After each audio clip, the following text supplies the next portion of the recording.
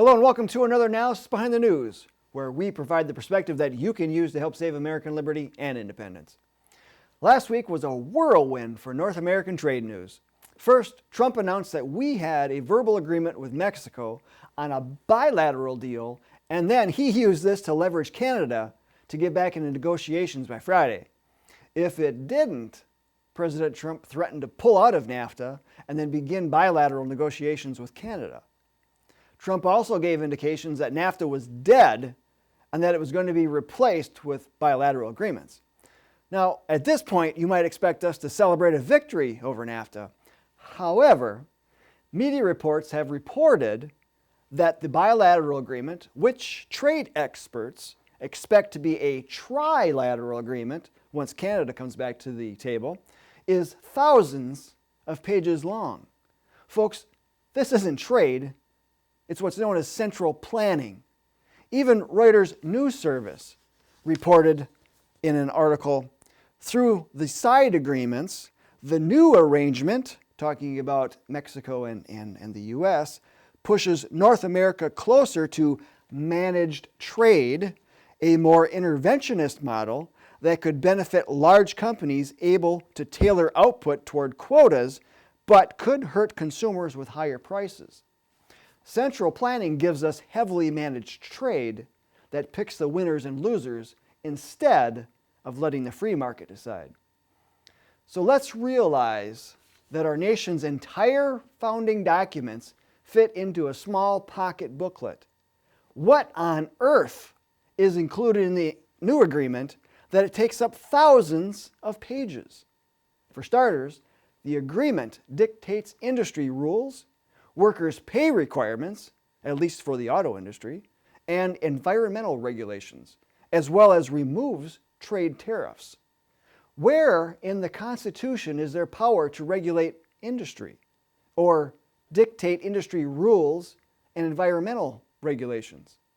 Well, you won't find them among the enumerated powers given to Congress in Article 1, Section 8. But Section 8 does include the power to regulate commerce with foreign nations.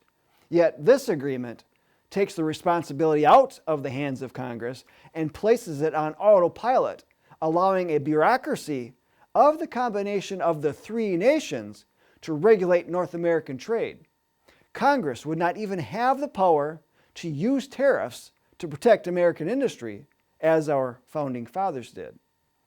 This agreement will have future unseen ramifications that globalists will use as a stepping stone to North American integration.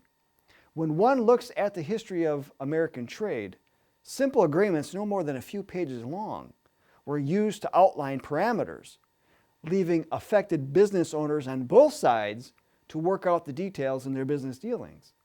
They certainly did not have agreements thousands of pages long, dictated by central government planners. No matter the name of this agreement or the benefits it may bring, we must recognize that globalists are using these trade agreements as a stepping stone for world government. The European Union is a prime example. World War II was used as an excuse to integrate European countries. By 1951, globalists began establishing control by creating the European Coal and Steel Community through the Paris Treaty. Then came the European Community, and finally, the European Union. In the video, The Real Face of the European Union, as produced by Philip Day from the UK, he documents that this political and economic integration was done in stealth and has stolen sovereignty away from all EU members. This is the main reason the UK voted to get out of the EU in 2016.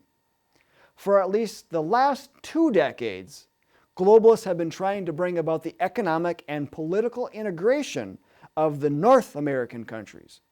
The front group cheerleading this has been the Council on Foreign Relations. They published the guide to do just this, and they're building a North American community publication. Their frontman was the late Robert Pastor, who wrote the book Toward a North American Community, Lessons from the Old World for the New. A year before he died, he specifically mentioned the John Birch Society as being the opposition that exposed and helped to kill the plans for the North American Union. But are we to believe that the CFR and other globalists would just give up? No. In fact, the New American has documented several instances of globalist talking heads mentioning a move toward North American integration, including disgraced former General David Petraeus, who boasted in 2014 that after America's fall comes North America's time to shine. General Petraeus is a former director of the CIA, a member of the Council on Foreign Relations, and now head of the KKR Global Institute. In 2014, the New American reported that it is not the first time, though, that David Petraeus has been openly touting the establishment dream of building a North America by smashing American sovereignty, and by extension, self-government and guarantees for individual liberties under the U.S. Constitution. Earlier in 2014, for example, writing in the CFR's Foreign Affairs publication, Petraeus was similarly boasting about the ongoing merger in a piece entitled Perfect Partners, North America's Shared Future, he authored with fellow fringe globalist and ex-World Bank president Robert Zoellick.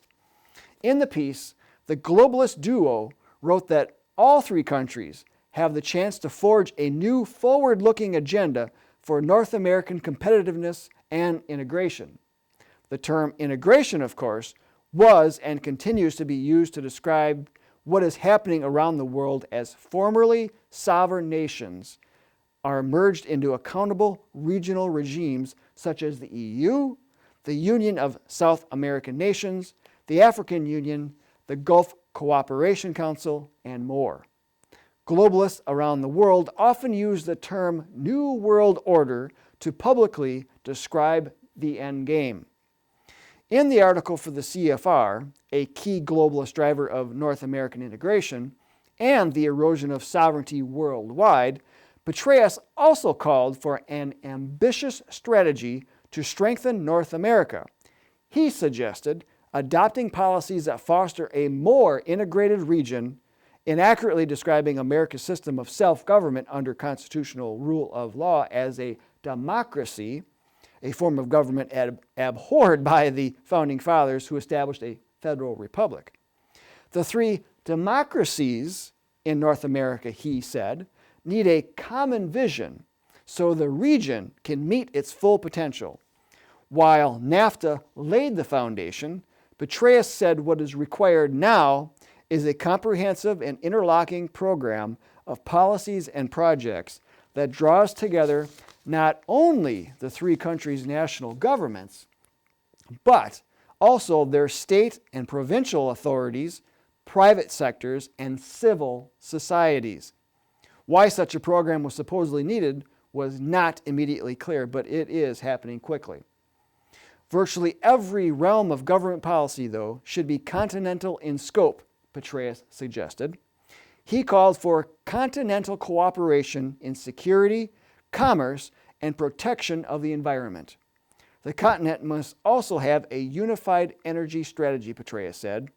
Even foreign policy should entail a common approach, and crime fighting should feature enhanced North American coordination, the globalist operative declared. He concluded by calling on Obama to work with the government leaders of Mexico and Canada to advance the shared future North America needs. Again, that's from the New American from 2014. So let's not be too naive to think that the globalists are wringing their hands because NAFTA is dead, when in reality, the infrastructure to advance integration among the three countries is still in place. So we suggest that you contact President Trump and Congress today and tell them, hey, hands off American sovereignty and get us out of these free trade entrapments. Links are in the video description. So please like and share this and subscribe to our social media channels and news alerts. And until next time, we'll see you then.